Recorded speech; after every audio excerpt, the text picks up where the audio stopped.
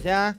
Ahora vamos a tener 15 minutos de una charla de un especialista. Sebastián Vigorito es, para los que se dedican al mundo de la sustentabilidad, un experto. Él es director ejecutivo del Consejo Empresario Argentino para el Desarrollo Sostenible, del CEATS. Desde 1998 a la actualidad es miembro del Consejo Directivo también de Small Grants Programs y va a hablar 15 minutos para contarnos las nuevas tendencias, las tendencias que tenés que conocer respecto de la sustentabilidad. Así que le doy la bienvenida a Sebastián.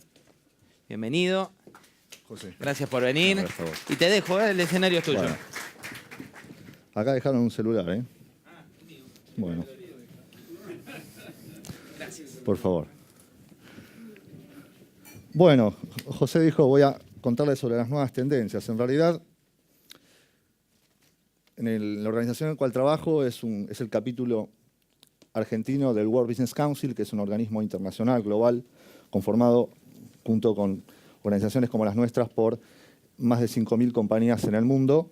Hemos hecho un análisis en el año 2014-2015 de unas 10-12 megatendencias, de las cuales 3 nos resultan a nosotros como los drivers de la sustentabilidad. ¿Por qué? Porque van a reconfigurar la agenda de sustentabilidad para los próximos 10-12 años.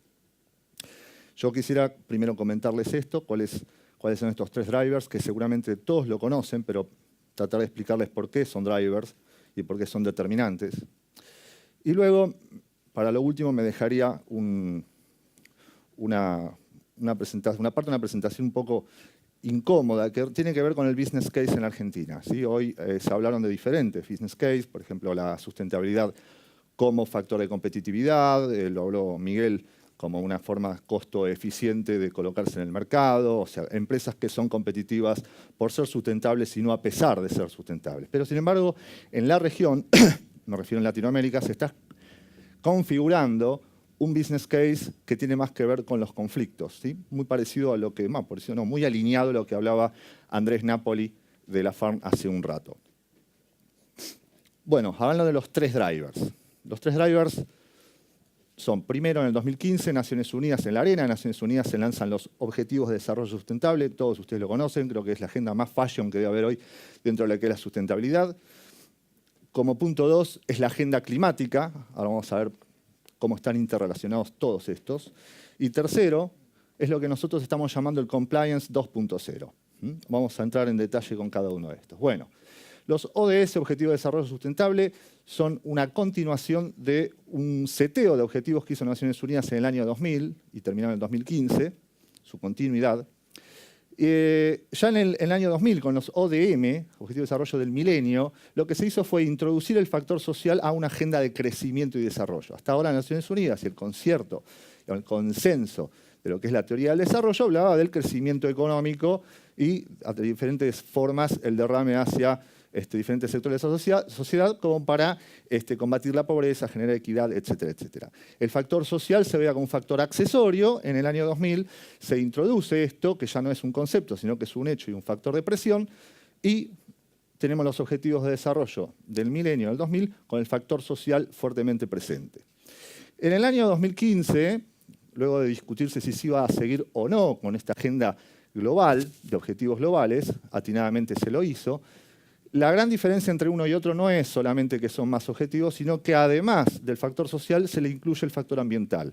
Y no como un factor a cumplir, sino se introduce el concepto del límite planetario, que es lo que ya se conoce de, nos encantaría crecer como crecimos hasta ahora, lo que pasa es que si lo hacemos así para los próximos 20, 30 años vamos a precisar 2,3 planetas Tierra para hacernos de agua, fibra, alimentos y energía. O sea que por más que querramos no podemos seguir los patrones de crecimiento que teníamos históricamente. Sin embargo, la diferencia entre ODM y ODS tiene una S, justamente, que es el enfoque de sustentabilidad, de la interconexión que hay entre estos 17 objetivos, ¿sí?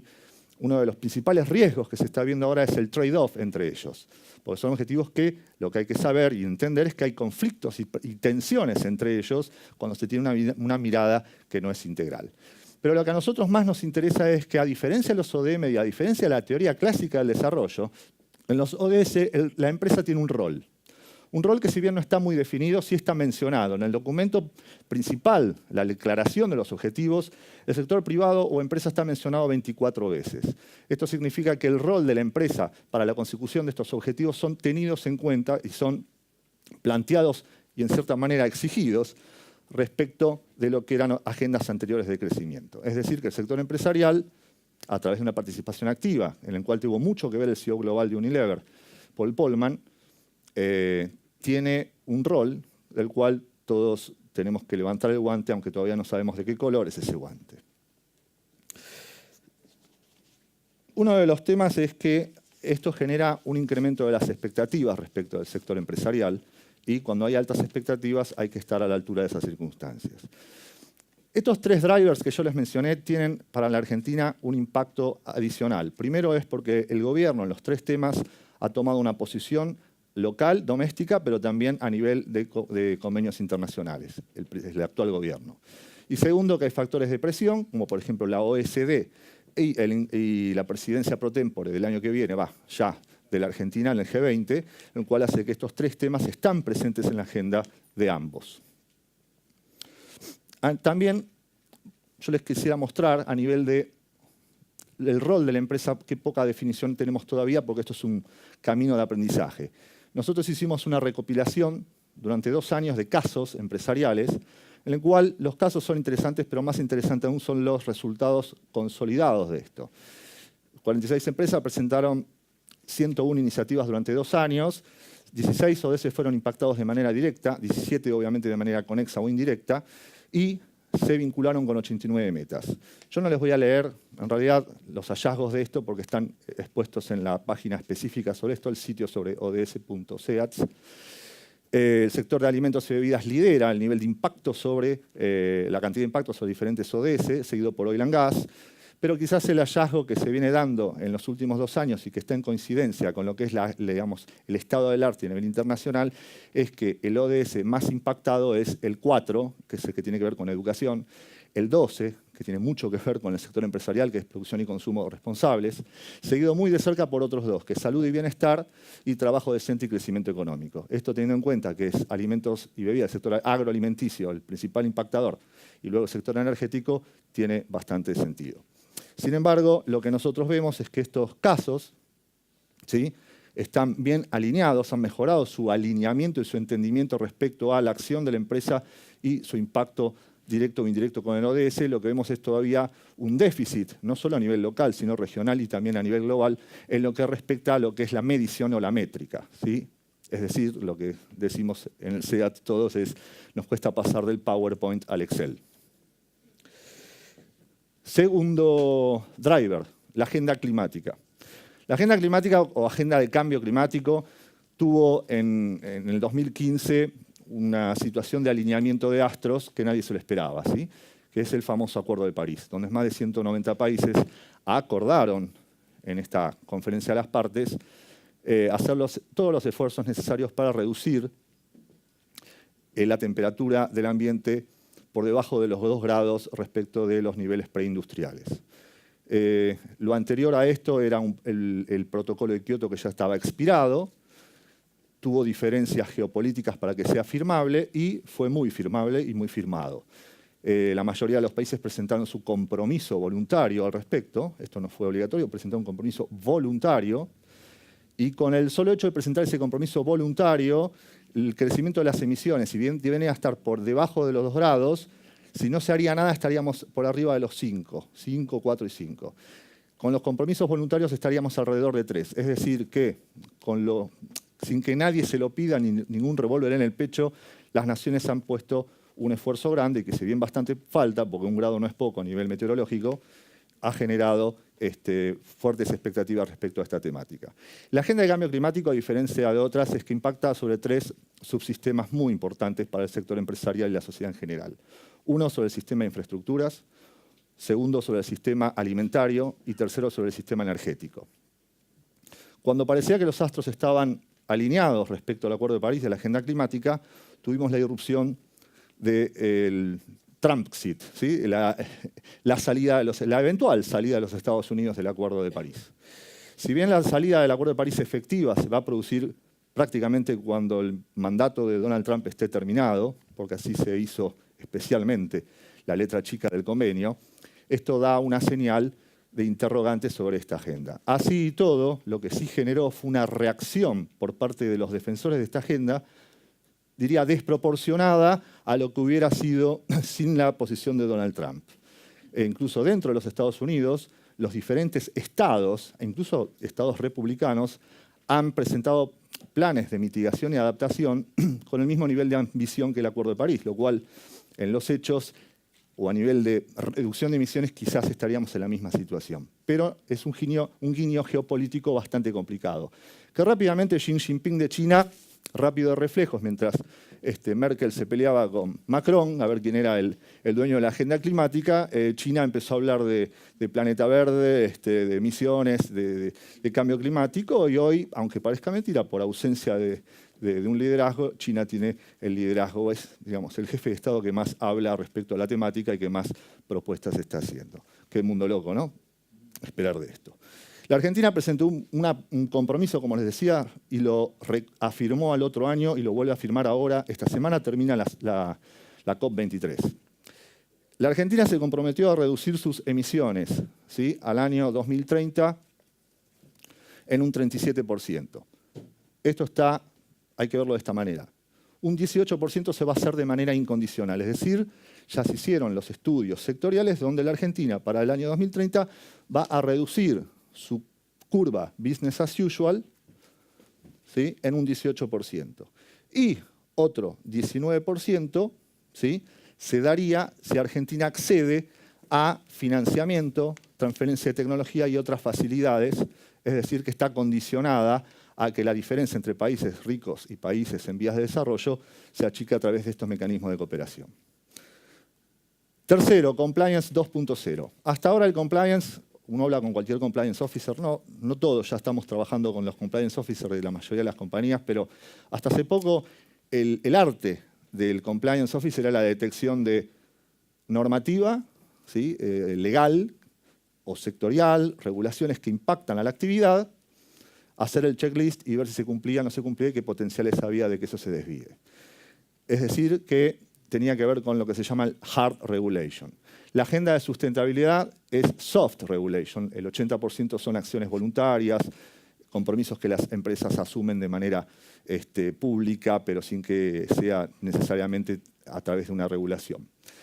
Así todo, lo que vemos es que en los últimos años, y principalmente por la irrupción de la agenda de empresa y derechos humanos, agenda que fue bastante inesperada por la opinión pública, pero quizás es la agenda que más rápidamente ha crecido en volumen y en trascendencia, ha hecho que la mayoría de las iniciativas voluntarias que las empresas somos usuarios de hace más de 20 años, empiezan a ser traccionadas por esto que tiene que ver con menos de voluntario y más de mandatorio. Es decir, que vamos hacia un camino donde lo voluntario de la sustentabilidad sigue existiendo, pero hay toda una capa de acciones mandatorias o de hard regulation en el cual los sistemas de compliance van a tener que estar muy atentos. Es decir, si una empresa declara que va a hacer una reducción de emisiones de manera pública, un compliance officer tiene que tener en cuenta que no tenga desajustes en sus emisiones de los 6 gases de efecto invernadero en cualquiera de sus plantas, en cualquier punto del país y del mundo. Es decir, esto tiene que ser controlado porque es un disclosure que hay que tener en cuenta. Bueno, hasta acá los 3 drivers. Como les dije, no hay nada nuevo, simplemente un ordenamiento diferente que lo único que hace es justificar el hecho de que yo esté acá 15 minutos. Ahora vamos al business case regional. En la región hay una situación bastante complicada, ¿sí? El otro día hablaba con un colega del sector energético y me decía, no hay una hidroeléctrica que esté siendo aprobada en Latinoamérica en los últimos 5 años. Es más, muchas están siendo cerradas, otras están siendo trasladadas. Más allá de si hay motivo o no hay motivo, etcétera, esa es una realidad. Y cuando uno empieza a ver, además de proyectos mineros, que son los clásicos, hidroeléctricas, pero también estadios de fútbol, canales de riego, un montón de otras actividades. Estamos hablando de más de 400 proyectos de inversión que hoy en Latinoamérica están siendo cancelados, postergados o diferidos por un valor de, solo con 3 países, de 300.000 millones de dólares. Esto, que como les decía, va más allá de las actividades extractivas que uno podría pensar que son las que genera el conflicto, se empieza a dar hacia otro tipo de iniciativas y proyectos y generan lo que nosotros decimos una parálisis por un nuevo esquema de permisos. Hace rato que nosotros venimos diciendo que el permiso legal es complementario a lo que le llamamos la licencia social, ¿sí? El permiso legal tiene que ver con la autoridad, con lo formal. La licencia social tiene que ver con la habilidad de tener influencia e incidencia sobre los grupos de interés y viceversa. Cuando tenemos un cuadro en el cual la confianza en las instituciones, sobre todo en Latinoamérica, va bajando año a año, es más, vemos que en el año 2017 es el año que más rápido bajó la confianza en todas las instituciones. En rojo, confianza en las empresas, incluso bajó mucho la confianza en las ONGs. Esto hace justamente que cuando la gente no confía en el sector productivo y tampoco confía en quien lo debe regular, es bastante razonable que digan, ante la duda no quiero nada. Y ese fenómeno de not in my backyard se está propagando. En esto nosotros lo que vemos es que el sector privado, y hablando también con lo que teníamos antes de los 3 drivers, está en una situación muy complicada en este cuadrante que tiene que ver con confianza y expectativas. Porque estamos en el cuadrante donde las expectativas son altas, pero la confianza es baja, ¿sí? La sociedad está esperando mucho y cada vez más por parte de las empresas respecto a los bienes públicos y la cosa pública, pero la confianza se va erosionando cada vez más. Es decir, que nosotros como sector empresarial, y la agenda de sustentabilidad es una excelente herramienta para eso, tenemos que construir fuerzas para movernos de ese cuadrante de altas expectativas y baja confianza a uno de altas expectativas y también de mejor confianza. Nadie quiere venir hacia acá, baja confianza, bajas expectativas, salvo Homero Simpson, digamos, ¿no? Donde nadie esperaba de él y nadie confía en nada de él.